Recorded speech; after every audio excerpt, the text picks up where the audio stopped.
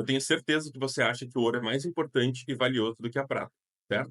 Você está errado. Hoje em dia, um grama de prata vale 80 vezes menos que um de ouro. Porém, existe uma grande possibilidade de, em algum momento, nos próximos 3 a 6 anos, a prata se valorizar tanto que ultrapassaria o preço do ouro. Ao longo desse vídeo, eu vou contar a história de uma mentira tão antiga que até os netos dos envolvidos já morreram e ela ainda continua como uma verdade absoluta. Assiste ele por completo, que eu garanto que vai não só concordar comigo e ficar chocado com a quantidade de história do dinheiro e política que ninguém te contou, mas que vai querer comprar prata desesperadamente. Hoje em dia, o ouro é considerado o único metal realmente monetário, tendo a prata esquecida no mesmo grupo de metais industriais que o cobre ou o alumínio. Mas, historicamente, a prata sempre foi o dinheiro do mundo, sendo o ouro apenas um facilitador para transações muito grandes ou utilizado como ornamento, oferenda, joia, tesouro de igrejas ou reinado. Isso mudou apenas durante o século XIX, após grandes descobertas de ouro por parte dos americanos e ingleses, que por falta de prata tomaram diversas decisões bastante duvidosas para manipular o mundo a largar a prata como metal monetário, já que eles tinham muito ouro e pouca prata. Para entendermos a história e os mecanismos de manipulação da prata que estão prestes a reverter de forma violenta, precisamos voltar para o Antigo Egito, onde a prata era quase tão valiosa quanto o ouro. Eu montei essa ilustração da história da relação de preço entre o ouro e a prata, aqui à esquerda, onde tem GSR, e à direita, a razão de todos os estoques globais de ouro e prata em forma de moedas, barras, joias ou utensílios. Na Mesopotâmia antiga, o ouro negociava na faixa de 6 vezes o preço da prata, sendo importado frequentemente do Egito em troca de prata, que era mais comum no período babilônico e sumério. Com a expansão da tecnologia de extração, o ouro começou a se valorizar em relação à prata, na direção do que seria o consenso atual da proporção de reservas na Terra, o ouro sendo 16 vezes mais raro do que a prata. O preço dos dois metais variou na faixa de 8 a 15 para 1, durante milênios, em todos os lugares do mundo, do Império Persa, Macedônico, Romano, até a Idade Média, os Templários, o Califado Islâmico, Mongóis, dinastias chinesas, japonesas, o Império Italiano, francês, dentre outros. Para conseguir explicar melhor onde eu quero chegar, é muito importante comentar sobre o Império Britânico, no qual a libra esterlina tem esse nome por ter sido criado no século VIII como uma libra da torre, de prata esterlina, 350 gramas, que hoje valeriam 300 libras. Pensa numa inflação violenta. Quando a libra foi criada, ela era o padrão monetário inglês, em que a prata era o metal mais importante, usado amplamente como moeda de troca em todo o império, sendo o ouro relevante apenas como reserva para valores muito expressivos, não no dia a dia. Desde o início dessa moeda, a proporção entre ouro e a prata variava muito, dependendo de diversos fatores, como a saúde econômica, o volume de mineração e trocas, mas, majoritariamente, se manteve na faixa de 10 a 12 para 1, até 1350, quando foi introduzida a primeira moeda de curso de ouro britânica, o nobre de ouro, na tentativa de melhorar a situação de inflação por conta da diminuição da libra esterlina de 350 para 260 gramas de prata. A partir desse momento, a taxa entre o ouro e a prata se tornaram fixas em 11 para 1 nas moedas britânicas, já que a libra de prata tinha o mesmo valor que a libra de ouro, mas 11 vezes mais pesada. Nos 200 anos seguintes, houve muita desvalorização da libra, caindo para menos de um terço do que seria a libra original em 1551, com a introdução do soberano de ouro por Henrique VIII. Em 1492, se iniciaram as grandes navegações espanholas para a América, e até hoje o México e o Peru são os dois maiores mineradores de prata do mundo, com o Chile, Bolívia e Argentina também fazendo parte dos 10 maiores. Todo o território desses países fazia parte do Império Espanhol, e a prata era muito mais amplamente utilizada do que o ouro, causando uma grande explosão do poder espanhol quando todo esse metal começou a ser comercializado tanto por ouro quanto por outros produtos. Por causa disso, o Império Espanhol se tornou a maior potência mundial por mais de 150 anos e afetou o valor global da prata em relação ao ouro. Esse fluxo de prata causou uma grande bagunça no sistema monetário, já que a proporção começou a variar consistentemente entre 15 e 16 para 1, causando inclusive um problema no Banco da Inglaterra no período em que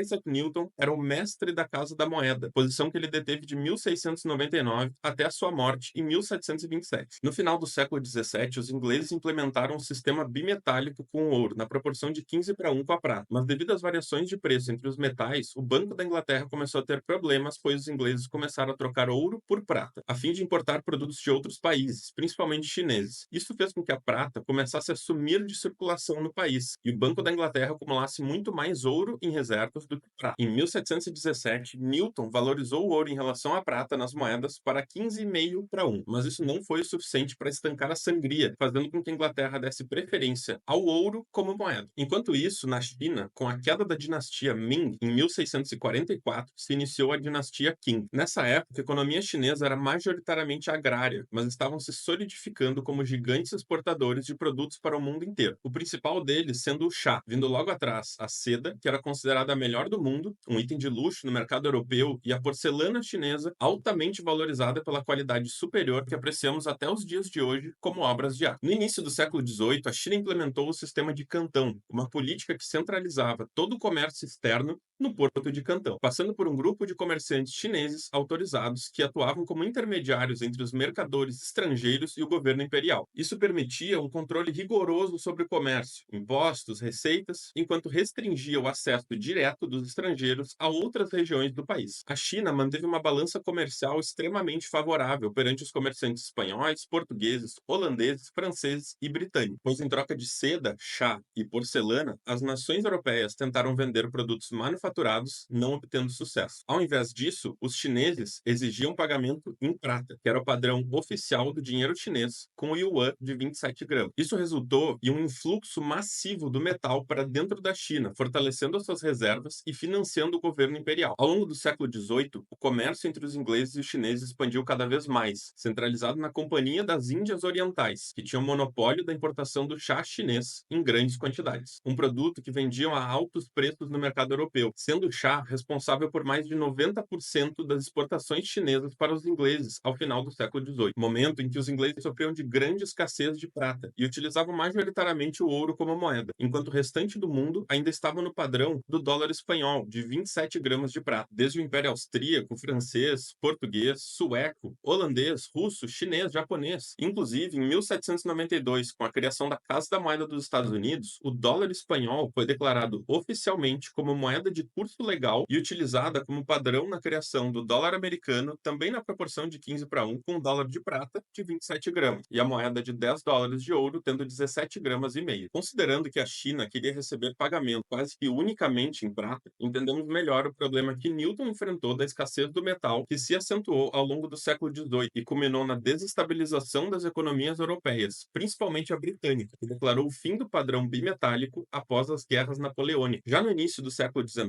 os ingleses gastaram muito, emitiram dívidas, notas bancárias com lastros minimamente questionáveis para financiar, além do seu próprio exército, também outros, como o russo e o austríaco, a fim de parar o Império Napoleônico, que possuía uma população 2 vezes maior do que a inglesa. Poucos meses após o fim da guerra, em 1816, o Império Inglês adotou oficialmente o padrão ouro, com baixas reservas em prata, pois era demandada fortemente para custear a guerra, tendo suas reservas majoritariamente em ouro. Ao longo da guerra, sem opções, os ingleses tiveram a brilhante ideia de contrabandear em larga escala ópio indiano para dentro da China, demandando pagamento em prata, a fim de melhorar a balança entre os dois metais. Nos 10 anos entre 1811 e 1821, o volume de importação de ópio girava em torno de 65 toneladas por ano. Essa quantidade quadruplicou até 1835 e 4 anos depois, em 1839, atingiu a quantia de 450 toneladas, ou seja, 1 grama para cada um dos 450 milhões de habitantes da China na época. Ao mesmo tempo em que isso ocorria, nos Estados Unidos ainda não existia o Federal Reserve, mas sim milhares de bancos privados que emitiam notas com lastro em ouro e as moedas de ouro e prata que circulavam na proporção de 15 para 1. Em 1833, o Senado americano decidiu que a Casa da Moeda dos Estados Unidos desvalorizaria a prata em relação ao ouro, de 15 para 16 partes de prata para uma de ouro. Causou uma aceleração do fluxo de prata americano para a Europa, acabava na China. O ópio chegou a representar metade das exportações britânicas para a China. Em 1839, a droga ameaçava seriamente não só a estabilidade social e financeira do país, como também a saúde dos soldados, com corrupção e caos generalizados. Aqui na própria Wikipédia tem uma fala de um ministro chinês que em 1839 disse: Majestade, o preço da prata está caindo por causa do pagamento da droga. Em breve, vosso império estará falido. Quanto tempo ainda vamos tolerar fará esse jogo com o diabo. Logo, não teremos mais moeda para pagar armas e munição. E pior ainda, não haverá soldados capazes de manejar uma arma, porque estarão todos viciados. Em março de 1839, o imperador lançou um decreto, cercou as firmas estrangeiras com o exército chinês, apreendendo e queimando mais de 20.000 caixas de ópio, além de expulsar todos os ingleses da cidade. Após 3 anos dessa primeira guerra do ópio, por conta da gigantesca superioridade militar inglesa, saíram vitoriosos, bombardeando cidades e portos chineses e impondo que a China abriria permanentemente 5 portos ao comércio de ópio britânico, além de pagar uma indenização de guerra de 21 milhões de dólares de prata e entregar a ilha de Hong Kong para os ingleses. Apesar deste acordo, o comércio de ópio não progredia tão rapidamente quanto pretendido, ainda com a balança comercial pendendo muito para a China. Ao mesmo tempo que se acentuava a escassez de prata por parte dos ingleses, em 1848 se iniciou a corrida do ouro na Califórnia. Em 1851 foram encontrados gigantescos depósitos de ouro na Austrália. O preço já estava em descompasso com a prata na América e na Europa. E de 1840 a 1853, a produção global de ouro quadruplicou. Desesperados, os americanos criaram denominações menores de ouro e diminuíram a quantidade de prata de todas as moedas para tentar resolver a escassez no país e incentivar o uso do ouro como dinheiro. Até então, a população americana poderia entregar prata e ouro em qualquer formato e solicitar a conversão em moeda oficial do governo, já que não era um sistema baseado em lastro, mas sim no próprio metal. Porém, com o decreto de 1853, foi proibida a criação de novas moedas de prata entregando material para conversão, sendo possível apenas trocar ouro por moedas de prata. Criaram também uma lei para que não fosse mais obrigatório aceitar prata como moeda de troca para transações acima de 5 dólares. A partir desse momento, as moedas de prata viraram dinheiro fiduciário, pois a denominação da moeda valia mais do que o metal contido. Em 1857, a situação piorou ainda mais, quando os Estados Unidos baniu a circulação das moedas estrangeiras e criou o centavo de cobre. Pouco antes disso, ocorreu uma inspeção chinesa de um navio com bandeira britânica, que foi considerada uma violação ao tratado assinado em 1842 e utilizado como motivo para que os ingleses e franceses atacassem de forma conjunta a China, com toda a força, pois agora o país estava muito mais fraco do que anos antes, devido ao vício em ópio que causou miséria,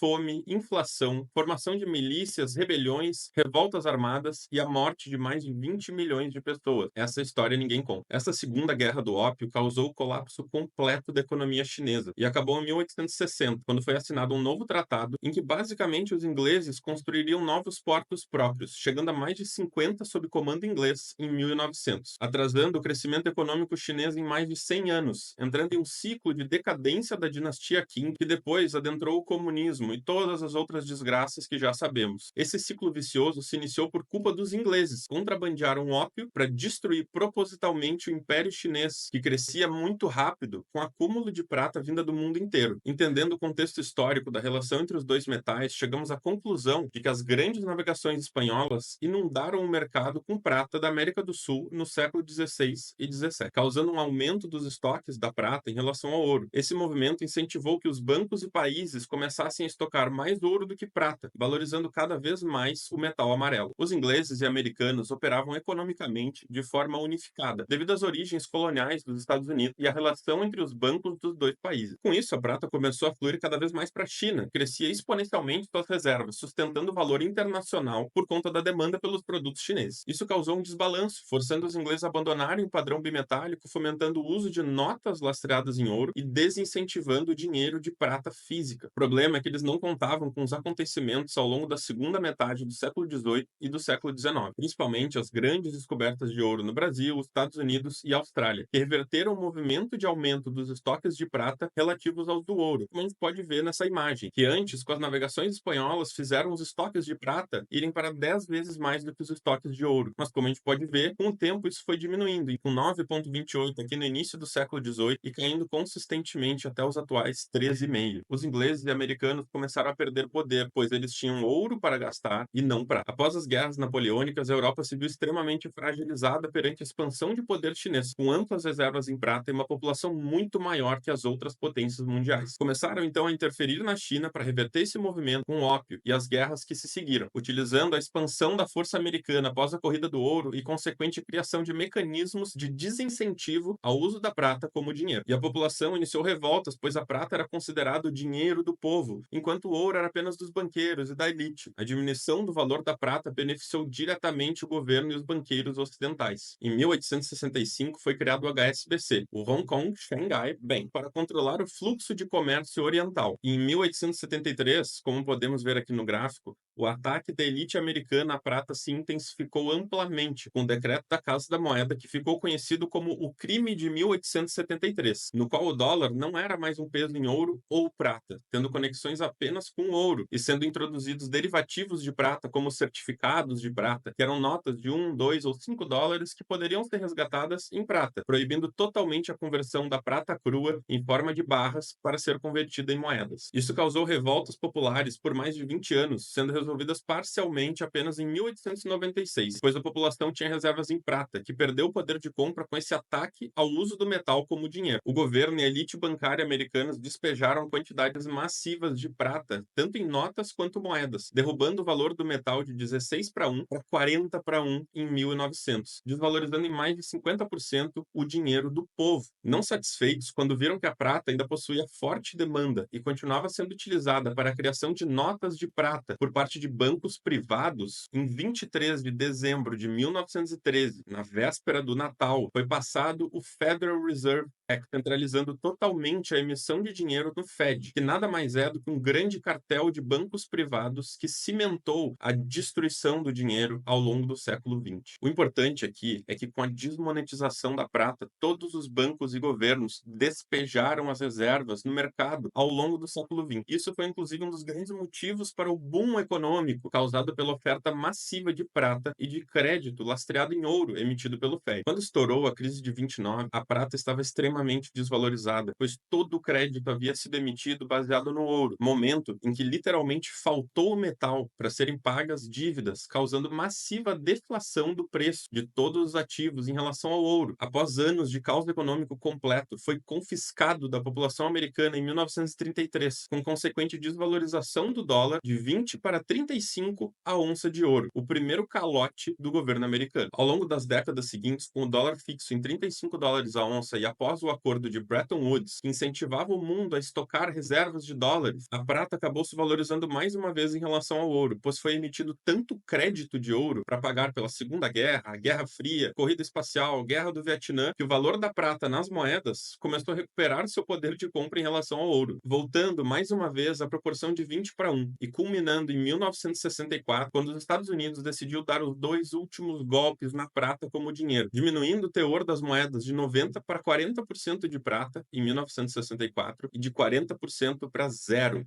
em 1971, quando deram o maior calote da história moderna, em que eles fecharam temporariamente a janela de conversão de dólares em ouro, momento em que se iniciou o experimento fiduciário de dinheiro completamente sem lastro. Na década de 70, os americanos passaram pela maior crise de inflação da sua história, com a prata subindo 38 vezes e o ouro 24 vezes em relação ao dólar até 1980, até que em 1974 foi criado o mercado futuro de ouro e prata. De acordo com esse documento do WikiLeaks, foi uma forma de criar mais um derivativo dos metais, para introduzir volatilidade artificial no mercado e desincentivar a compra do metal físico, oferecendo custódia gratuita e preços extremamente competitivos. Porém, em 1978, a prata começou a subir da estabilidade de 4, 5 dólares para 50 dólares apenas 24 meses depois, voltando para a razão de 16 para 1 com ouro pela última vez, até hoje. Porém, esse topo da prata não terminou o movimento que deveria ter sido feito, já que, na verdade, foi um ataque ao mercado de derivativos de prata, que eram criados a partir do nada. Os irmãos Hunt eram muito ricos e entenderam o tamanho da manipulação da prata, comprando centenas de milhões de onças físicas e mais ainda de contratos futuros. Porém, eles não contavam com o absurdo que o sistema faria no início de janeiro de 1980, em que a maior bolsa de futuros, a COMEX, literalmente proibiu compras. Exatamente.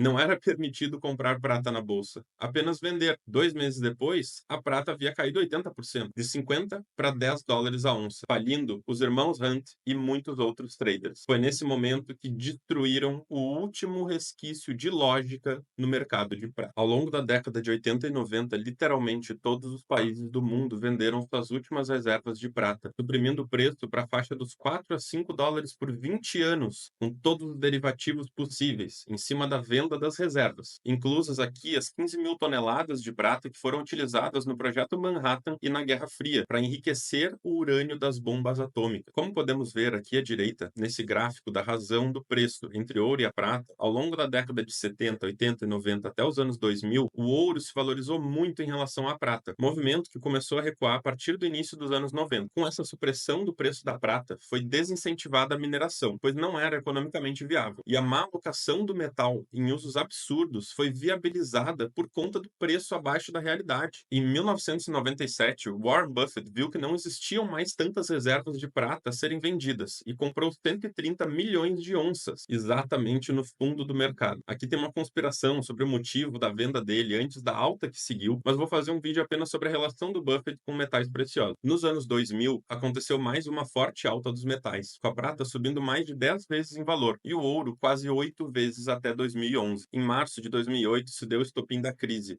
Falência do Bear Stearns, que além de ter perdido muito dinheiro com as hipotecas, também foi obliterado na posição vendida em contratos futuros de prata, quando ela subiu 100% ao longo dos 5 meses anteriores ao fatídico dia 16 de março de 2008. Quando Bear faliu, o JP Morgan absorveu todos os ativos e passivos, incluso aqui essa bomba da posição em prata. Para piorar a situação, o JP Morgan já tinha um passivo gigantesco relativo à prata no seu próprio balanço, que se tomou com a de Bear, que fazia parte do cartel de bancos que suprimiram o preço da prata desde a criação do mercado futuro em 1974. Para conseguir sair dessa posição, eles derrubaram de 21 dólares para 9 dólares o preço da prata em 6 meses, momento no qual o JP conseguiu comprar muita prata, fomentando a alta de 9 a 50 dólares durante os 2 anos seguintes. Deixei um vídeo na descrição de uma entrevista com Bart Chilton, o então chefe da Comissão de Trading de Futuros e Commodities dos Estados Unidos, confirmando essa relação do Bear e do JP com a prata. Em janeiro de 2011, um executivo poderoso do JP Morgan saiu do banco e foi apontado como chefe de gabinete da Casa Branca, o Will Daley. Nesse gráfico, eu coloquei essas duas linhas verticais, marcando o momento em que ele esteve na Casa Branca. Coincidentemente, um executivo do JP sai direto do banco para a Casa Branca e, após a prata fazer um último movimento de alta, coordenado pelo cartel bancário liderado pelo JP, que logo após acelerar o preço da prata para os 50 dólares, puxa o tapete do mercado, derrubando violentamente o preço. Logo após a maior parte da queda,